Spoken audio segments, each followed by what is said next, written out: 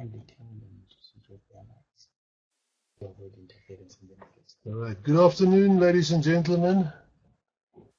Kindly switch off your mics. Those of you who still have mics on, otherwise we're going to have problems.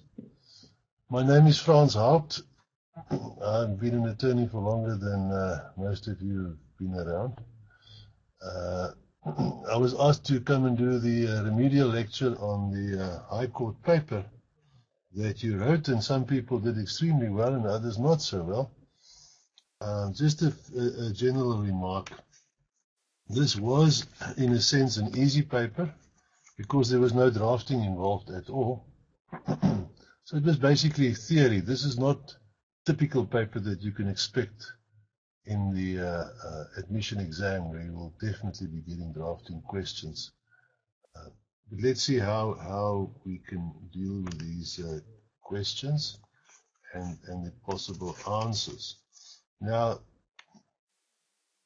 the first question was rather a wide and open question, and the markers,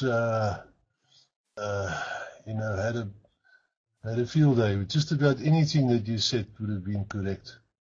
Just a reminder, if we allocate 15 marks to a question, then surely you cannot expect to get 15 by listing 4 or 5 things that you would discuss with a defendant or a respondent when you're consulting. All right, so here's the question. You are acting for the defendant or the respondents in a civil matter. Which factors do you need to emphasize or note during your first consultation with the client to ensure that you obtain sufficient instructions and a proper mandate? Now this, like I said, is rather wide, and you could have mentioned a lot of things. I suppose one could refer you in this regard to 1.2 and 1.3 on page 20 of your manuals. There is a list of possible questions that one could ask. You will see 1.3 on page 20 of your manual refers specifically to a defendant or a respondent. Now, the list that they have there, I think there's 16 items there, is not a comprehensive list. So many of you also added some of your own questions, and these were quite correct. For instance, in that list, there was no mention made of what you would normally discuss with the client is the question of your fees, your disbursements,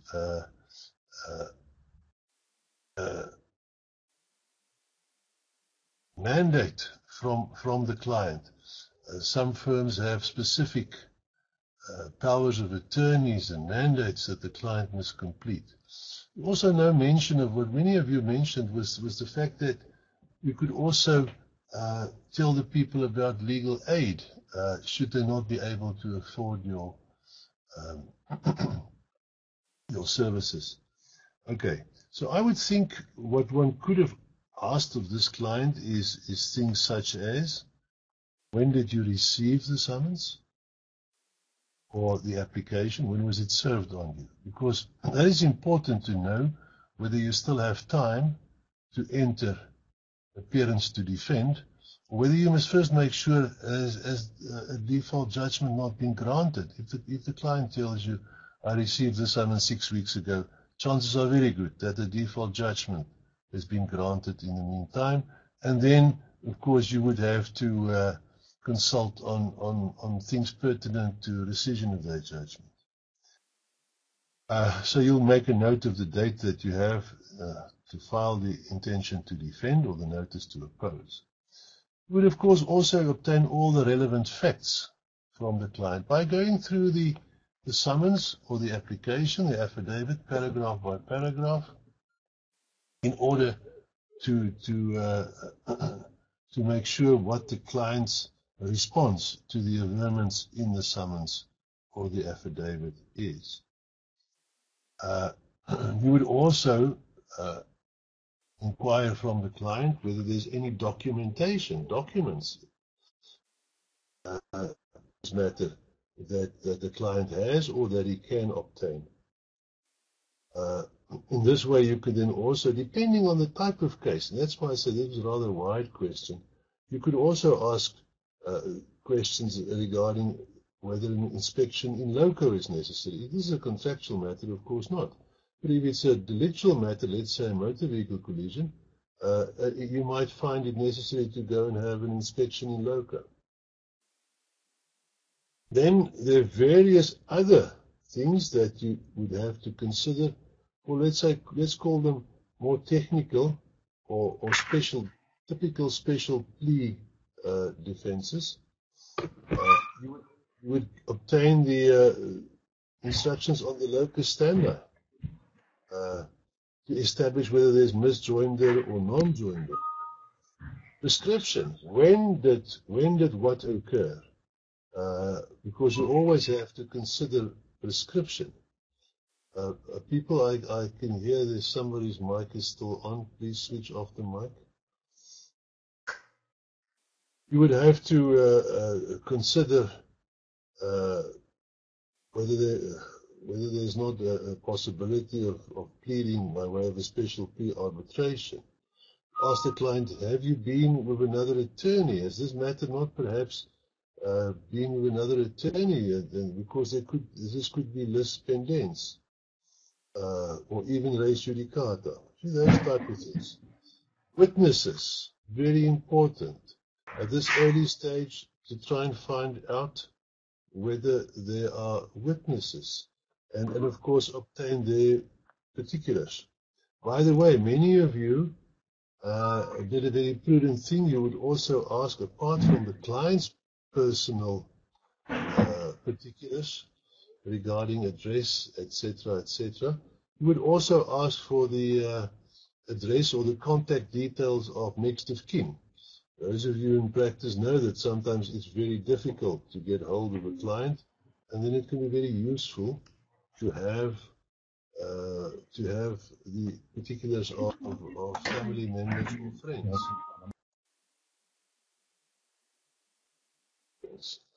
All right. You would also, apart from witnesses, you would also perhaps consider and emphasize in particular cases the necessity to have expert witnesses. And then really, depending again on the type of case, and you could just answer just about anything. When your requirements in terms of Rule 18, when was the contract? If it was a contract entered into, where was it entered into? That could play a part as far as jurisdiction is concerned.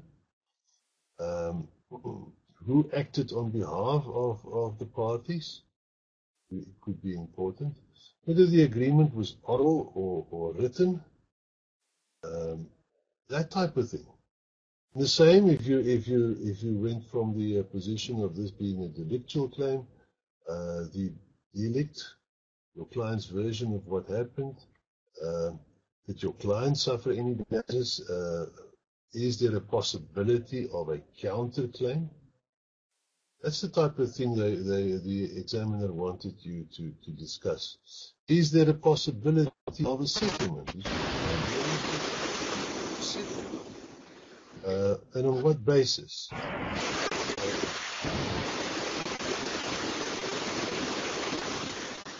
We still have people with microphones on, and it's creating quite.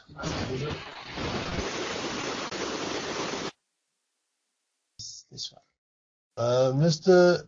Joseph Mwaku, please switch off your microphone. You are causing a bit of disturbance here. Yeah. Yes. Okay. All right. Okay.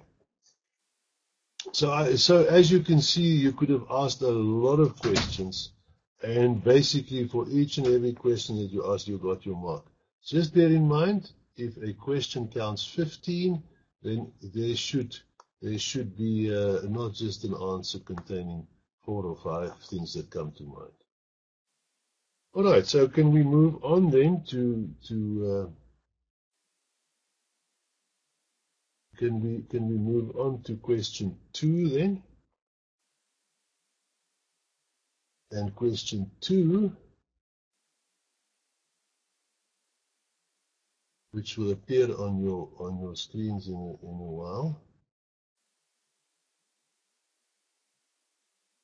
2.1 refers to Rule 18 of the Rules of the High Court. Now, Rule 18 is your rule regarding the drafting of pleadings in general, and then more specifically, in the case of contract, in the case of delict, damages claims, and so on, what should be there. Now, non-compliance with Rule 18, in other words, if you fail, or your opponent in this case fails to draft the pleading in accordance with the Rule 18, that boils down to a irregular step, and you would be able or entitled to act in accordance with Rule 30. And have a look at Rule 30, 3.0, and Rule 30, large or big A. That deals with the procedure, which is basically the answer to question 2.2. You act for the defendant. You are served with a summons which does not comply with the provisions of Rule 18. But this is an irregular step. List the steps, plural, that you should take to protect your client's interest when non-compliance with this Rule 18 has occurred. Now, of course,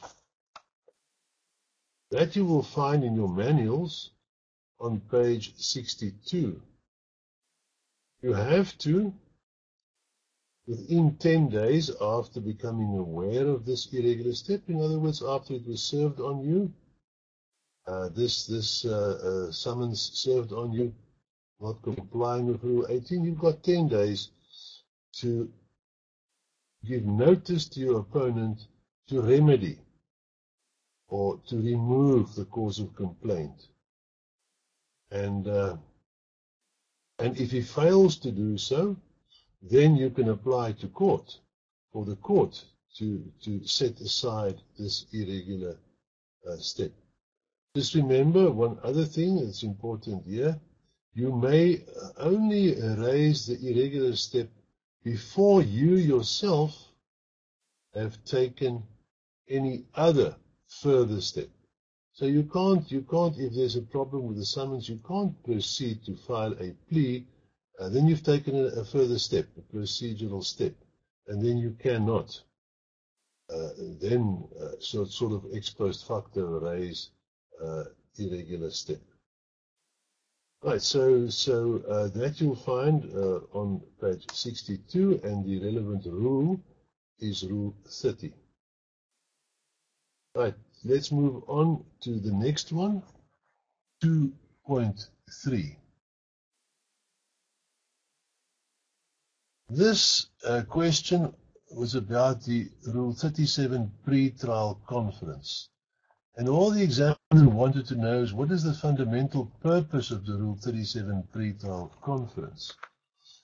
So, Rule 37, if you have a look at Rule 37, and I think it's one thing just to study the manual, but it's important you have the rules, it's been given to you.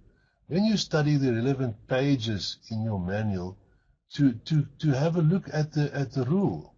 The manual, of course, is exactly what it says. It's a study guide or a manual, and it does not complete all the contents or include all the contents of all the relevant rules. So it is expected of candidates to also have a look at the relevant rules when they study the most important features of the various rules. Now, if you have a look at Rule 37, sub 4,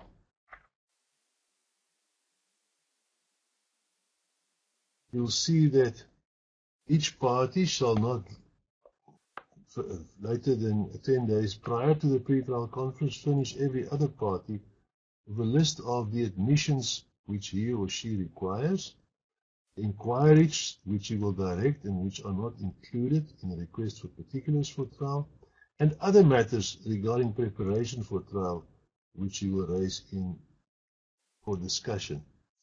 And then there's a whole list of things that can be, but I think the fundamental purpose of the rule is to facilitate the required admissions, to cover any further inquiries to be directed by either party which were not included in the particulars for trial, and other matters regarding the preparation for trial which will be raised for discussion. Are you ready to proceed? Are you, if not, are you going to ask for a postponement? Also agree on various procedural matters. Who is going to start? Who will be preparing the bundles of documents?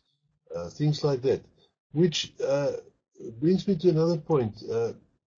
Although it's not part of the rules, what happens in practice is often at these pre-trial conferences, matters get settled. You know, people start off very brave, see you in court, but once they at the pre-trial stage, where the reality is now starting to sink in that they'll go to court, then often the pre-trial is used to settle matters. Because one of the things that you have to discuss at a pre-trial is this matter capable of settlement? Have the parties tried to settle the matter? Anyway, I think Rule 37 and especially Rule 37 sub 4 speaks for itself. Now, who must attend the pre-trial conference? Well, the rule speaks of the representatives of both parties. In practice, at least the attorney should be there. And if you make use of the services of counsel, then it is customary that counsel is also there. It's not a requirement that the clients be there, but this also often happens in practice that we take the clients along in case there's certain questions raised that we have to get instructions from the client. It's not a requirement in terms of the rule. So I think the basic answer here would be at least the attorneys for the parties, and then the clients and counsel, if counsel is briefed, can also be there. Now, who must sign the minutes of this pre-trial conference? Well, the rule says the minutes shall be signed by or on behalf of every party.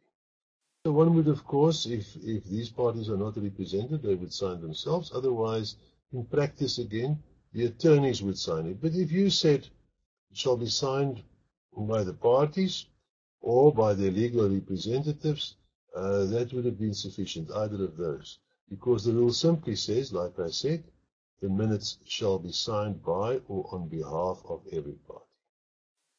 Okay. I think that covers question 2. So basically a question regarding some procedural matters regarding pre-trial conferences and irregular proceedings.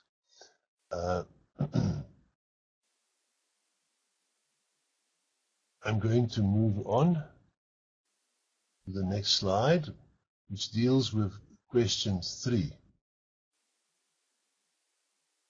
Now, question 3.1 should be on your screens now. Describe what remedy your client has in the following circumstances. The defendant failed to file his plea within the prescribed period. I think here we had a lot of people that simply said you can apply for default judgment. Eventually you would be able to do that, but remember, the defendant failed to file his plea assumes that he has already entered appearance to defend. and is now in default with the plea that he had to file within 20 days after having entered appearance to defend. So the answer here would be that you would first file and serve a notice of bar. Notice of bar, and then, only then, if he fails to within 5 days given to him or granted to him in that notice of bar, if he fails to file his plea, then one would be able to apply for default judgment. 3.1.2, the plaintiff's claim is prescribed. All right, so here I think the assumption is that you're acting on behalf of the defendant and the plaintiff's claim is prescribed. There could be only one answer here, and that is that you would file a special plea of prescription. And 99% of people got this one correct. So I don't think we need to spend more time on that. 3.2 provided a lot of problems for many of you, and I'll discuss what I think what happened here, and then you can have a look at what you've done. On which grounds can an exception be raised against particulars of claim? Right? On which grounds can an exception be raised against particulars of claim? Now, there are only two grounds for exception against particulars of claim. The particulars of claim refers to our summons, isn't it? And that would be that either the particulars of claim are vague and embarrassing. In other words, what we are saying is we do not know what the plaintiff's case is. He or she pleaded it in such a way that we do not know what their case is. I think in your manual, and this you'll find there on page 60 of your manual, and the 11th rule is Rule 23 sub 1. They use an example in the manual where they say where somebody, for instance, pleads in the particulars of claim that as a result of some or other unlawful act by the defendant plaintiff suffered damage. Now that some or other unlawful act is so vague, we do not know what the case is. We do not know what case to meet. So that would be a ground number one for raising an exception where we can say that it is vague and embarrassing. The second one would be where the cause of action is not disclosed, in the sense that there is no cause of action. The particulars of claim fails to disclose a cause of action. Now we know what the case is, and we can say, knowing what your case is, it's not vague and embarrassing, you are not raising a cause of action. For instance, your claim is a delictual one, that we can see. We can see that you're trying to recover damages, but nowhere do you allege fault. In other words, intent or mostly negligence. So that means there is no cause of action. Okay, and this question, for some or other reason, counted 4. So you would get 2 for vague and embarrassing, and you would get 2 for failing to disclose a cause of action. Now, coming to what many of you did. In the old match court rules, and I'm not an expert on match court, but in the old match court rules, there were a number of other exceptions that could be raised. Now, these rules have been changed so that we only have these very same 2 grounds for exception in the match court now. Previously, there were others that we would regard as, and it's now regarded in the match court as well, as irregular proceedings. The copy of the summons differs from the original. It wasn't served properly. It fails to comply with the rules. Similar to the previous question your summons. But these were in the old marriage court rules before the rules were amended to bring them in line or to harmonize them with the High Court rules. So just be careful. I don't know where you got that from your old civil procedure notes a year or 4 ago, or whether your marriage court manuals are not up to date. But there are only 2 grounds for exception in the High Court against particulars of claim. And either embarrassing or fails to disclose a cause of action. 3.3. Now this was simply a matter of people not having studied the manual regarding the position of minors, where they deal with locus standi in the manual on page 31 under paragraph 8.2.1. You will see that it is stated there specifically. It's just a question of learning it and giving it back to the examiner. A minor can litigate without being assisted by a guardian or a curator ad litem in the following instances. In an application for the appointment of a curator ad litem. So let's say your minor is an orphan. There is no parent or guardian that can assist him.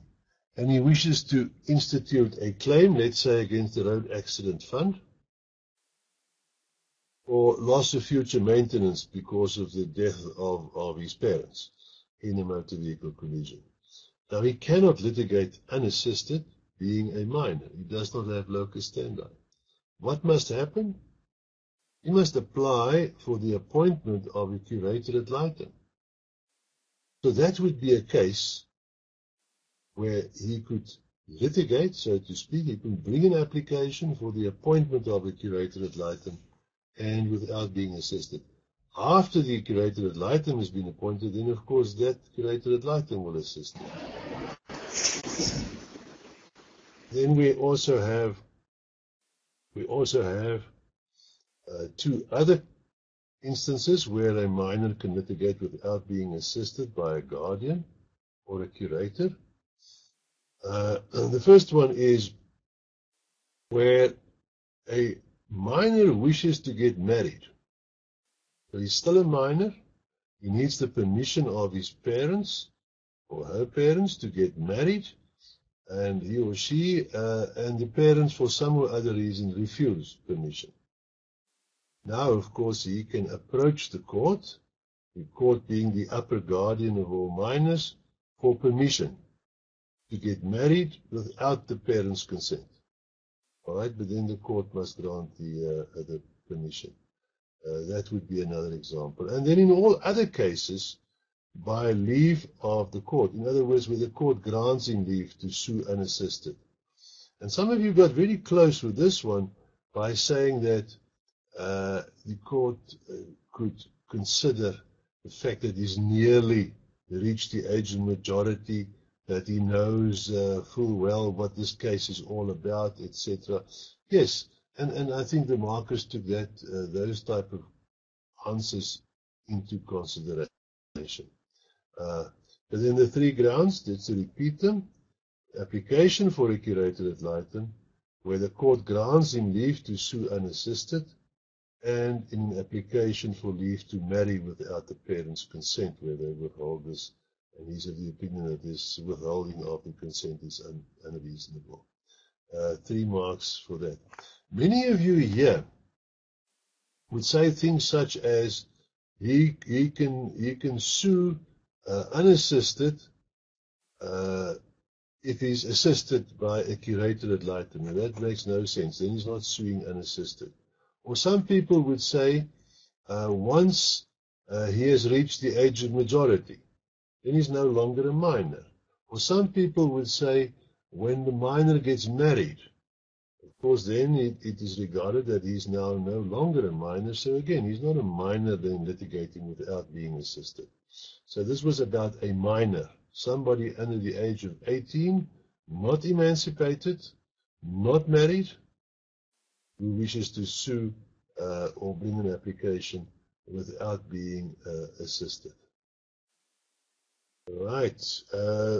I think I've already referred you to page 31 of your manual and to 8.2.1 specifically. 3.4, an important witness in the trial, which is set down in a month's time, is reluctant to attend court. How will you secure his or her attendance at court? Now, of those papers that I saw, really a handful got this one incorrect. Most people knew that what we had in mind here was the subpoena. So you will subpoena this reluctant witness to come to court. Just a remark. We didn't deduct or mark it wrong if you had. Just check the spelling of subpoena. We got about 99 different versions of the spelling of subpoena. Rule 38 refers, page 82 of your manuals refers, and it is spelled S-U-B-P-O-E-N-A. S-U-B-P-O-E-N-A. Like I say, we got a huge variety of spellings there. But you got your mark.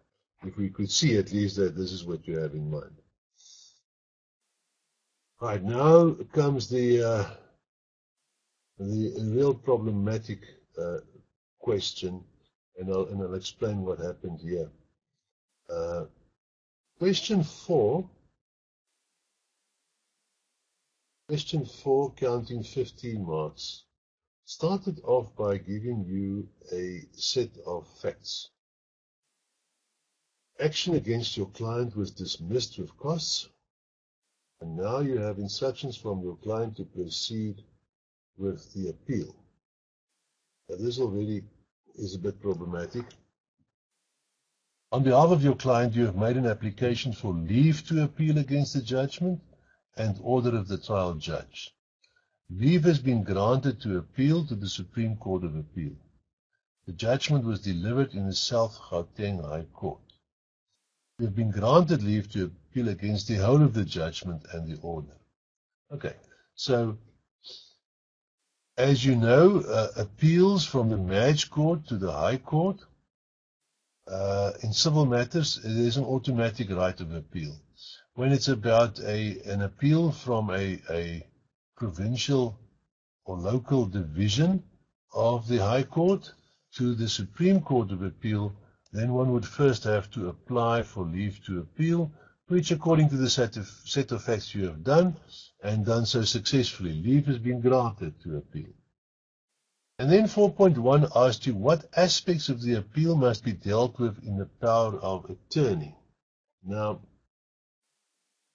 there is no prescribed form for the power of attorney. So what the examiner wanted here was basically for you to say what the client must sign, and I think that's the first thing. The client will sign a power of attorney authorizing you to act on behalf of the client. And then I would think one could have a look at Rule 7. You can see that in matters of appeal, when you proceed with an appeal, a power of attorney is necessary. What must he authorize you to do? I think one would be able to look at page 162 of your notes, where you can see the notice of appeal. In other words, that is what you would be doing. You would file a notice of appeal. And the things contained in that notice of appeal, the things that you are now doing, that you must have authorization or power of attorney for. So one would put in such a power of attorney that you be authorized to act on behalf of the appellant, your client, appealing to the Supreme Court of Appeal against the whole of the judgment delivered in the South Gauteng High Court. And then one could include that the client is duly authorized, especially where, in a case like this, where you do not know if the client that they speak about is perhaps a juristic person. Then that juristic person, of course, would have to authorize the person signing the power of attorney on its behalf.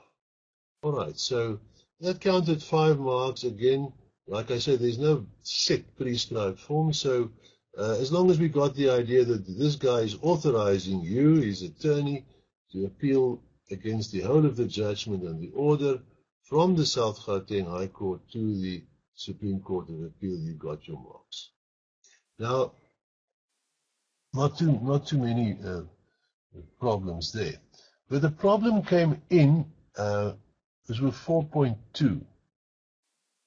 Normally, and I know this has been emphasized at various law schools, normally if you have a set of facts like you have here in question 4, and you get then question 4.1, 4.2, 4.3, 4.4, doesn't matter, they all refer back to that set of facts. Yet, here, and this was a huge problem, 4.2 has no bearing on the set of facts given in question 4.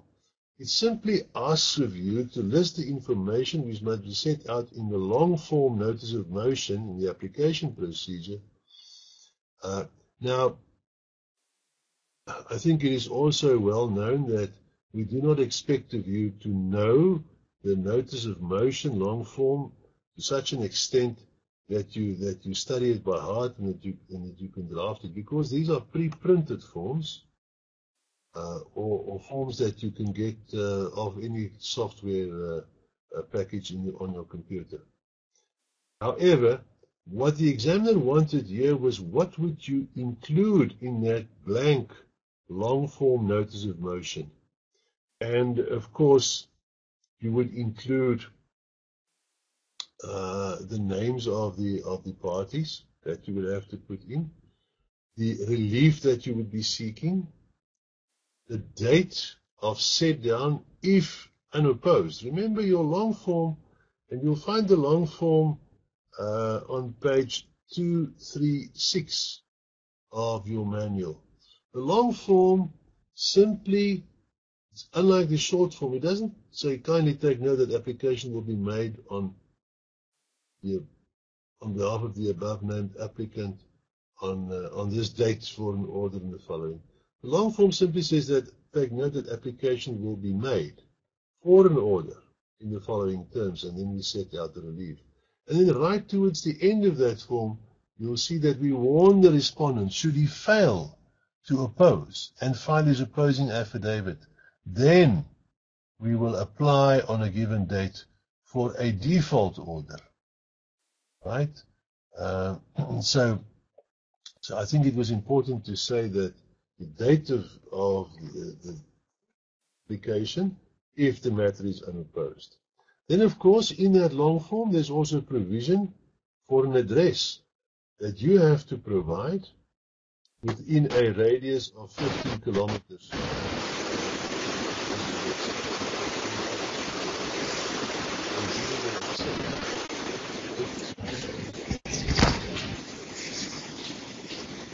And to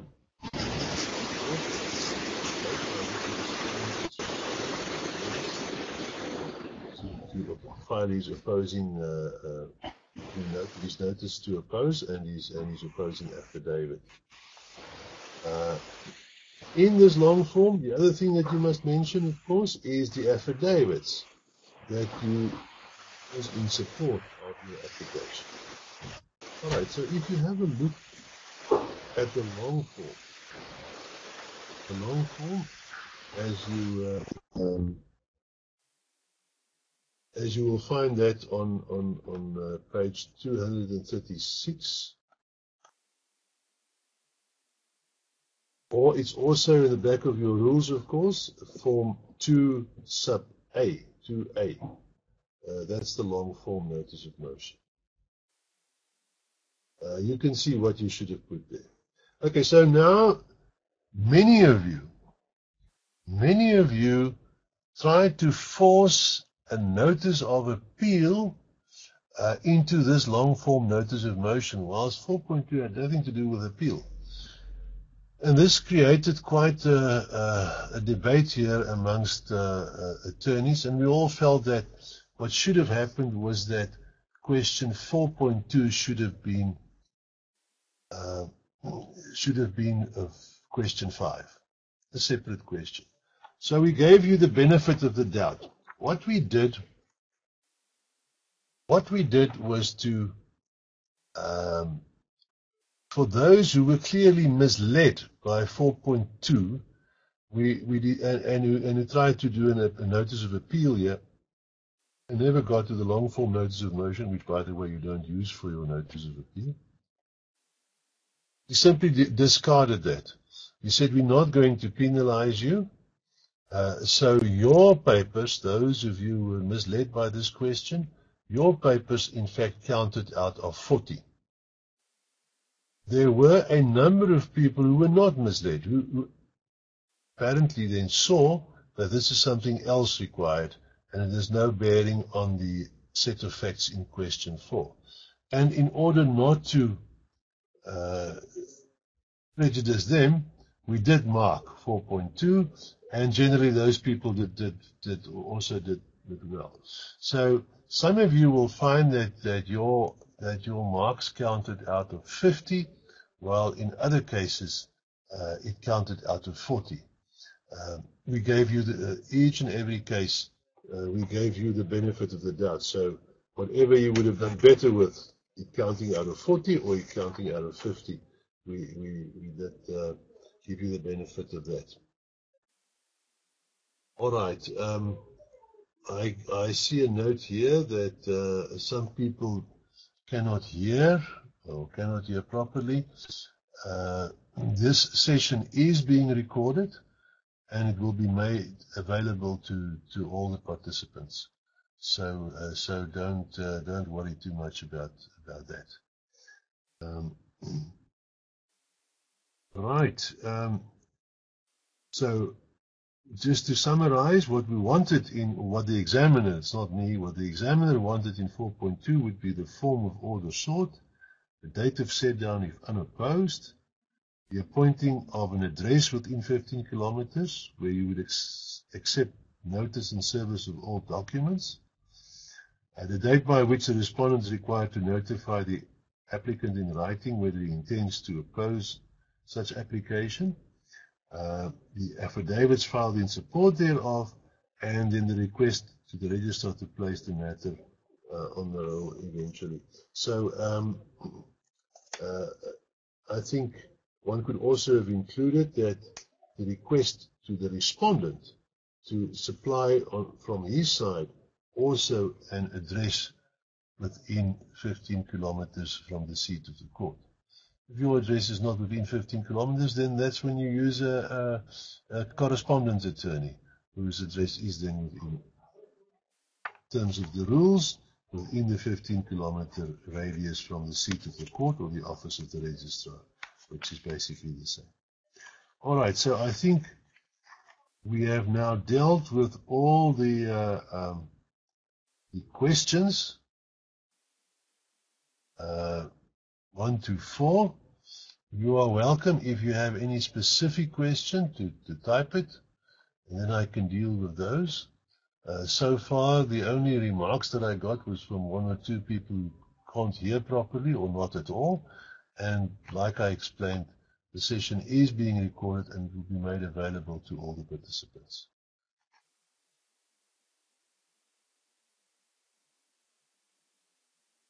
Right, I'm not seeing any questions coming up, written on the chat box here. If you have anything, please feel free to do so.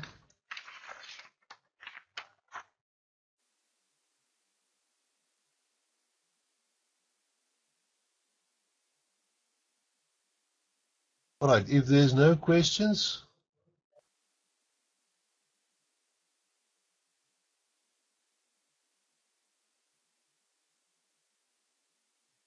thank you.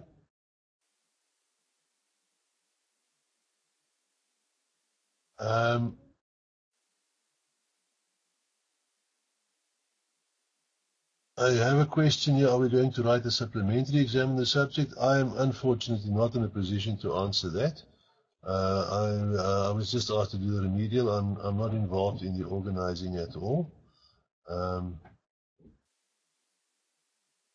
Yeah, then there's a question, will the coming exam also not need us to draft? I think you can rest assured that this was the exception to the rule. You can expect in school exams, generally speaking, you can expect to do some drafting like you did in your match court. And for sure in the admission exam, it's one of the papers I said, there will always be some drafting. Otherwise it becomes a theory exercise. I think this examiner was very kind to you not to have any drafting, because people normally do well with the theory and not so much with the drafting. Can somebody ask anything additional that can help us with the supplementary exam? I can't give you an answer on that. I haven't seen the supplementary exam paper, so even if I wanted to assist you, I can't.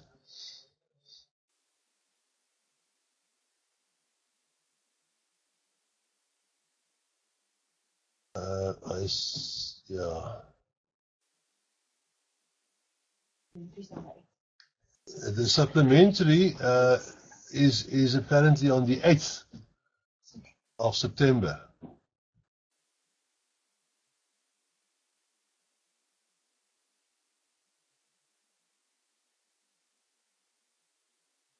Okay. I have a question here. I am struggling to understand replication and claim in convention. Could you briefly explain that to us? I think what you mean is the reply or replication on the one hand, and perhaps then the claim in reconvention, the counterclaim. Is that what you want? All right. Firstly, the reply or replication. I'll start off as plaintiff. With a summons, which could, let's keep it simple.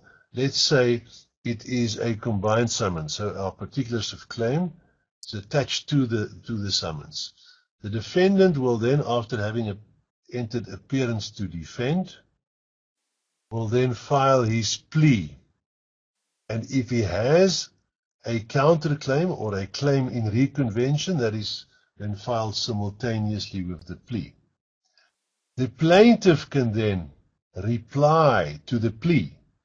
That we call a replication. This is not a must. It is only used when something new is raised in the plea.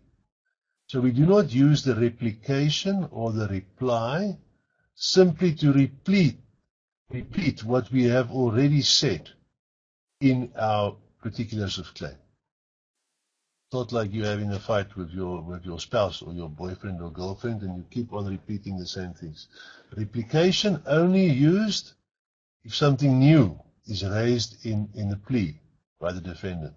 A good example would be estoppel. So I sue you on contract, and then in your plea you plead that the person who acted for the defendant did not have the necessary authority. So this is now something completely new, and then I'll reply, if the facts permit it, that you are estopped from raising this because you created the impression whereupon I acted to my detriment, and you cannot now rely on the true facts. Okay. So that is the claim in reconvention. That would be your counterclaim. Often, apart from having an answer to the claim against us, we from our side as defendant also have a claim against the plaintiff. Typical example, normally in a motor vehicle collision where both vehicles have suffered damage and plaintiff claims from defendant, and then defendant will file a counterclaim or claim in reconvention, which is not the same as a replication. That would be his reply to the plea. Okay, then I see another question here regarding the supplementary. The info is on the eLeader platform. So you can either find it there, or otherwise you'll have to phone your coordinator. Like I say, I have no say in this. Any hints on what to expect in the supplementary? Sorry, I haven't seen the supplementary. I can't give you anything. All I think I could safely say is that I would expect, I'm now spotting on your behalf, I would expect some drafting. I think this was a sort of a once-off where you have no drafting to do whatsoever. So I would not just stick to the theory. But like I told you guys, apart from your manuals, have a look at your rules. That's the very basic. You have the rules. Have a look at the rules when you study them in the manual. At least read through the rule as in the Uniform Rules of Court properly. And then have a look at your examples as contained in your manual, so that you be prepared when there should be drafting in the next paper. Okay. Any other questions? I'm not seeing any question right now, but please feel free.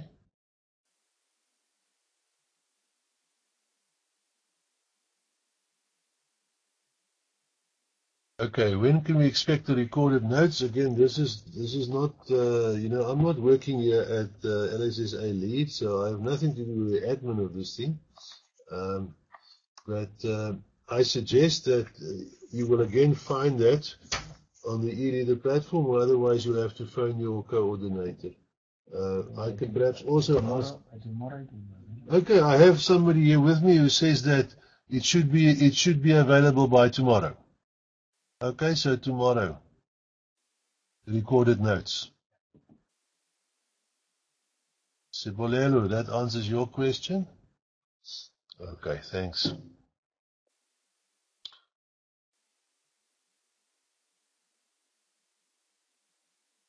Right. Any other questions?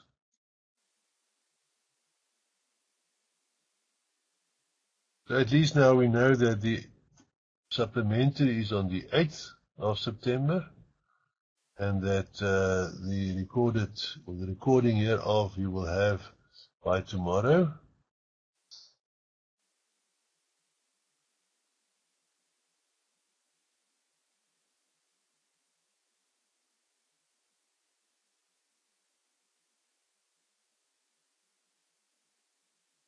Okay, is that it? Anybody else?